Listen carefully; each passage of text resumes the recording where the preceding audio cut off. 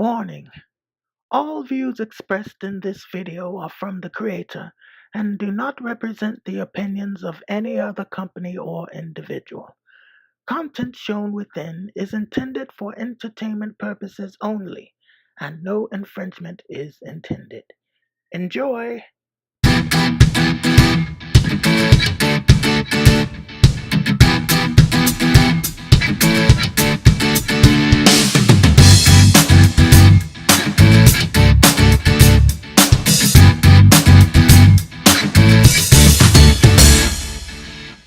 Hey there, this is Perch, and a little discussion about conventions. So conventions are, it's funny, a lot of people who have been in the comic industry for a long time look at current conventions with a certain amount of bitterness, I would say, or at least, I don't know, maybe I'm taking the glass half empty view of this, but for quite a while, conventions and getting, the orchestration of getting your comics to a convention and getting the attention, and will there be people who are going there, and who's going to show up, and how much are you going to sell, and is it worth the fee to be showcasing in the convention in return for the sales that you're going to get there, and a lot of these kind of things that a lot of retailers would struggle with. I mean, you have to go back a ways, but San Diego Comic Con, you can still find, if you got some of the old Comic News Weeklies or any of those, you can see a lot of this kind of angst of retailers trying to figure out, what do I do about conventions? Because they're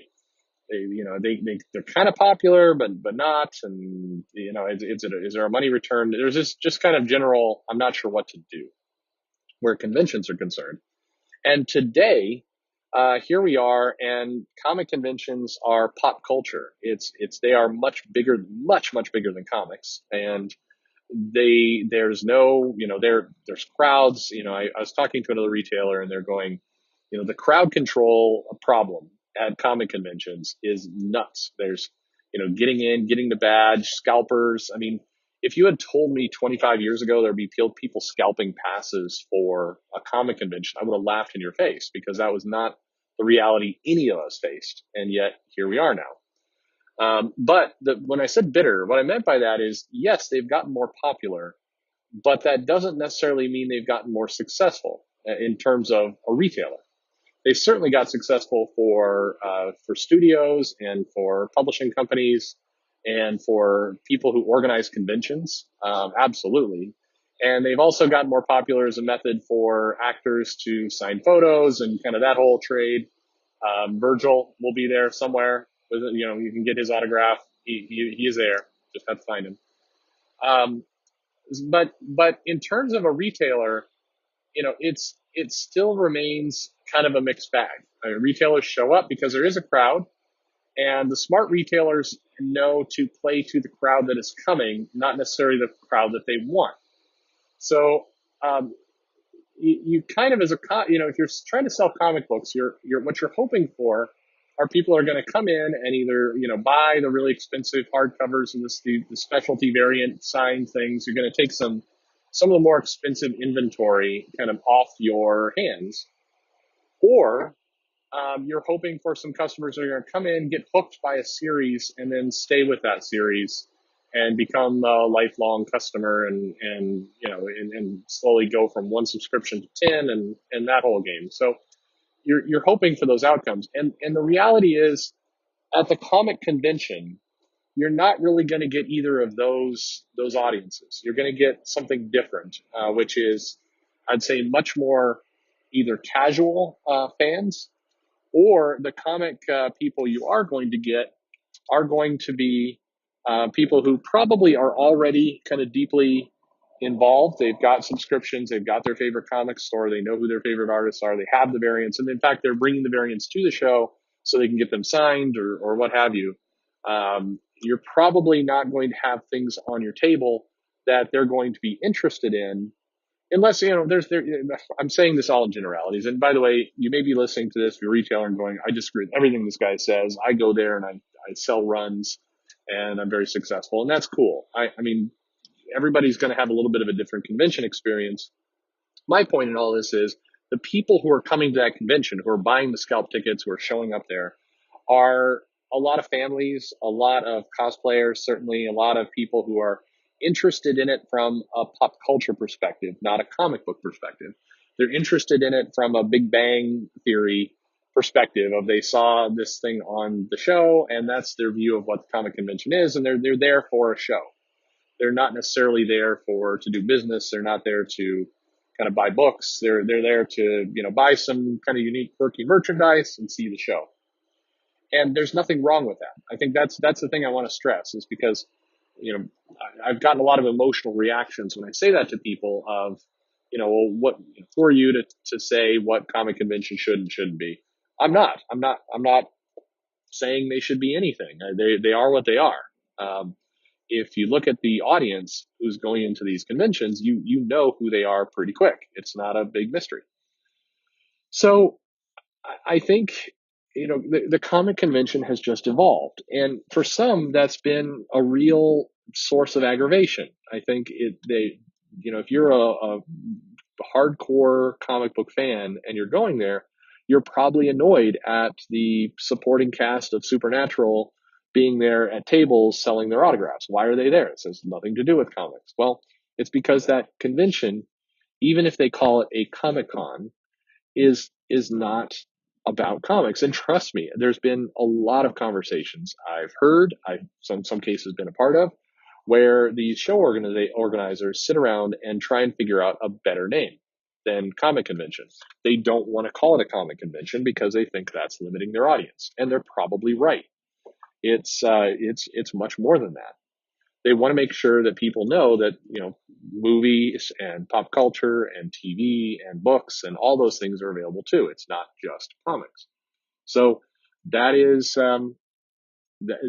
that's what it's become. And I do think at some point somebody will stumble on a name, and then there will be a bunch of angst around changing the name, and then there will be a petition, an online petition of like, why are you changing the San Diego Comic Con's name? It's a piece of our history, and and then there will be a fight there. Um, and then, maybe it will be the San Diego Comic Con is sponsored by T-Mobile or whatever. These wonderful things in our future. But comic conventions are still plenty of fun. I think if you go there, you've never been, it's a show. You're not going there to buy comics, and I'm saying this as somebody who tries to sell comics at conventions. Yes, there are comics for sale there. Yes, you can do that. The best thing you can do, though, that the retailer will appreciate as well, is go there, find somebody who's nice, find a retailer that you kind of can bond with, you get a connection with, has a good stock, maybe local to your area or outside of your area, but has shipping or whatever. Find somebody, establish a relationship, maybe buy a few things, but ask to be set up for a subscription service or a box or a pull list or whatever. Just form that relationship. That's going to make the retailer's day. That's going to help you too, because you're basically getting a source for getting these comics, which is what you want. So I think that's kind of your goal. Otherwise, enjoy the show. It's a crazy show. It's you get to see a lot of things you don't normally see. You got to buy a lot of merchandise you can't normally find. So I mean, it's all good. The bad is that it smells. I mean, there's no way around it. No matter what you do.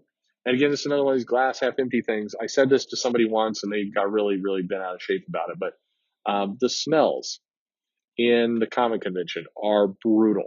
I mean, there's and again, no big mystery why. You've got way too many people packed into one place, very crowded and dense, a lot of sweating, a lot of heat, and maybe some of these people aren't necessarily the most up to it with hygiene. Just maybe not playing into stereotypes, but maybe a little bit that whatever. So you're gonna have a pretty rough experience for smells, because conventions are places where smells, good things go to die, and that is just that's the price of admission, so to speak. So if anybody is listening to this who works for a company that sponsors like Axe body spray or Febreze or something like that, maybe here's an idea. Next time you're dressing up as Deadpool and you've got your little flash grenades there, as part of your costume, why not repaint a Febreze canister and just go there with something that you can spray into the air every now and then. You'll make your costume cool, and you'll be helping everybody else with that. I saw one guy once who dressed up as Poison Ivy, and she, as part of her costume, she had all those little scented trees. They were kind of hidden, so this sounds cheesy. If you're kind of picturing this in your mind, it won't come across because it was a well done costume. But she basically just surrounded herself, or embedded around her whole costume these little scented trees, and I'm sure she went home and smelled like car freshener for the next month. But that, I'm sure that helped a lot. But smell terrible. Mood also probably pretty bad. I mean, it's funny, you hear about kind of the happy interactions people have at conventions, either with retailers or with creators at the show. But most my general experience has been that so certainly toward the end, and that's generally where I get to get away and kind of walk around. It's toward the end of the day, and at that point, people are tired, they're done. It's been a long day of kind of crazy nonsense all day, and so don't be surprised. There are always creators or vendors who are still cheerful, and God bless them. I don't know if they're going out back to smoke some weed during the middle of the show, or they've got a little bottle of whiskey under that table, whatever. But they just if there's ever a chance to, when I say give somebody a break, Sunday 3 o'clock, that you just, people are going to be pissed, and it's there's nothing wrong with that. If you had to sit there and do that all day, you would also not be the happiest person in the world. So that's one of those give people a little bit of a break kind of moments, because just obviously it's better. Professionalism is better always, that people can maintain their cool. They're better for their business, better for everything. But if you're going to get snapped at a convention, toward the tail end of the day, every day, that's a really good opportunity to just have somebody bite your head off for no apparent reason, because they're just done. So anyway, so that's a little bit about conventions. There's plenty more to say. I think different conventions obviously have different feels to them, and we can go into some of those in the future and kind of tell some stories about how some things have gone. But there you go. So that's my little bit on conventions, what to expect, and how to have a good time there. So thanks for listening. I should just record this once and then replay it. But hey, subscribe if you wanna, notifications if you're into that kind of thing. Follow me on social media, Twitter, blah blah blah blah blah. Thanks for would love to hear your ideas. I don't mean it blah blah blah blah. I like to hear your ideas. I absolutely do. I just, if I'm listening to this video, I get to this part of the video and I am clicking away because I don't need to be reminded of this every time. But apparently that's what you do. So thanks for listening, and talk to you soon.